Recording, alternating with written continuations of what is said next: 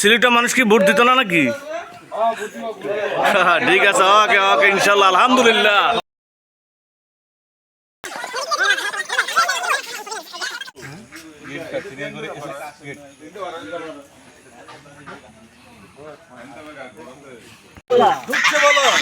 আমরা আছি সবার সাথে, সব দেখেছি বারবার,